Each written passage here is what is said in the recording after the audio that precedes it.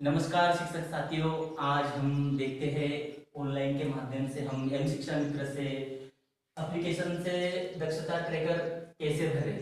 हमारा घर हमारा विद्यालय अंतर्गत अभी प्राथमिक कक्षाओं में ट्रैकर संबंधित कुछ अवधारणाएं बच्चों के संबंध में, तो वो बच्चों ने उन अवधारणाओं को विकसित कर पाए हैं या नहीं, इस संबंध में आज हम एम शिक्षा मित्र ऐप से दक्षता ट्रैकर कैसे भरे, इस संबंध में हम विस्तृत जानकारी देखने वाले हैं। तो दोस्तों देखिए, इसमें हमें कुछ नहीं करना है। हमारे जो एम शिक्षा मित्र एप्लीकेशन है उसे हमें मोबाइल से ओपन करना है। ओपन करने के बाद देखते हैं कि हम किस तरह से दक्षता ट्रैकर भरेंगे। नमस्कार शिक्षक साथियों, आप कोविड-19 के विश्व महामारी के समय में भी अपनी शाला में जाकर बच्चों को तन्मयता के साथ मार्गदर्शन कर रहे हो। इसी के साथ आज एक और नई कड़ी के अंतर्गत हम जानते हैं कि एम शिक्षा मित्र के माध्यम से हम बच्चों का जो कौशल उन्होंने हासिल किए हैं, उन कौशलों को दक्षता ट्रैकर के साथ कैसे 2 मिनट के अंदर हम ऑनलाइन कर सकते हैं। आइए जानते हैं एम शिक्षा मित्र एप्लीकेशन से किस तरह से हम दक्षता ट्रैकर भर सकते हैं। चलो आइए स्क्रीन पर, मोबाइल के स्क्रीन पर हम एम शिक्षा मित्र ओपन करते हैं। ओपन करने के बाद एम शिक्षा मित्र ऐप में आपका स्वागत है। इस तरह से आपको एक स्क्रीन दिखाई देगी। उस स्क्रीन के अंदर आपको एक एरो दिखाएगा। एरो पे आपको क्लिक करना है।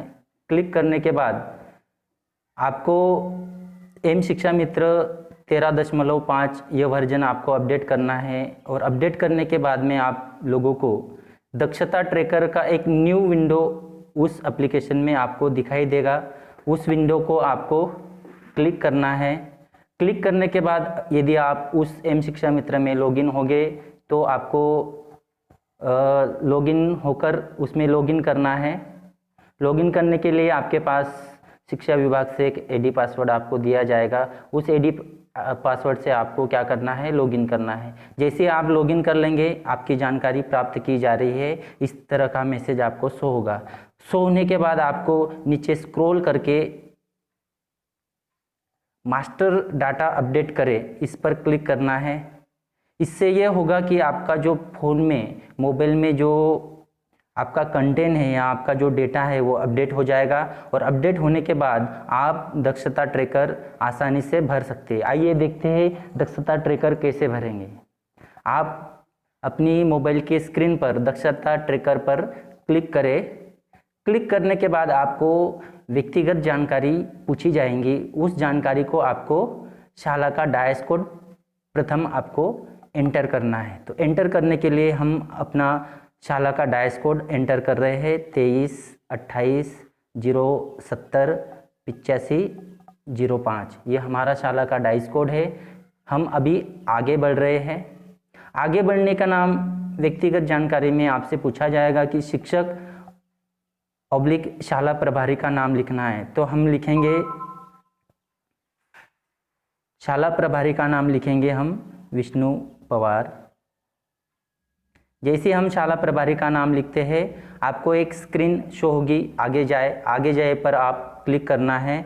और जैसे ही आप क्लिक करके आगे की स्क्रीन पर जाते हैं तो आपको पूछा जाएगा शिक्षक ऑब्लिक शाला प्रभारी की आईडी यानी जो आप लोगों को शिक्षा विभाग के एजुकेशन पोर्टल से जो आईडी जनरेट हो चुकी है, जो हम लोग एडी नंबर बोलते हैं, उस यूनिक आईडी को आपको यहाँ पर प्रविष्ट करना है। तो प्रविष्ट करने के लिए आप अपना जो भी आईडी नंबर है वो यहाँ पर प्रविष्ट करेंगे। जैसे एग्जाम्पल के तौर पर एडी 7806।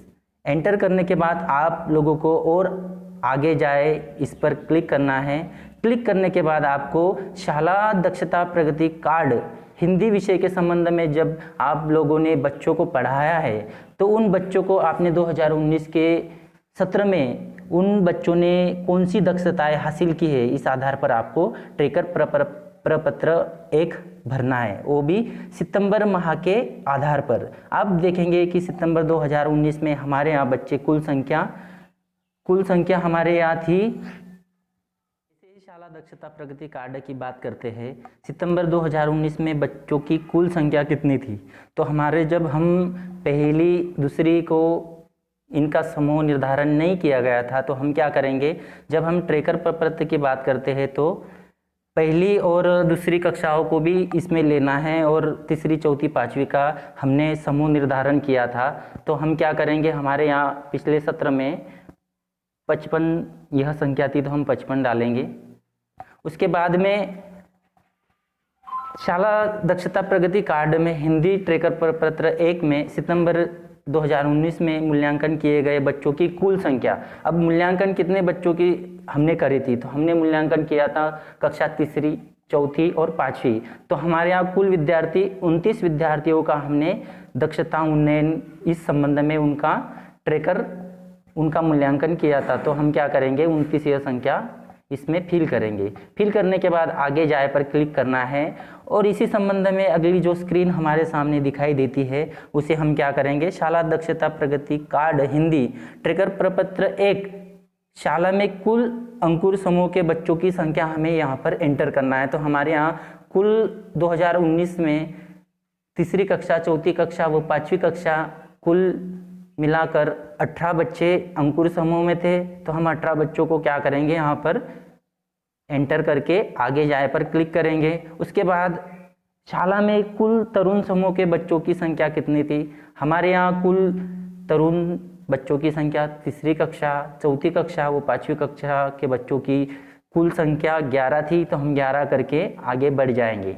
तो इस तरह से हम जब आगे की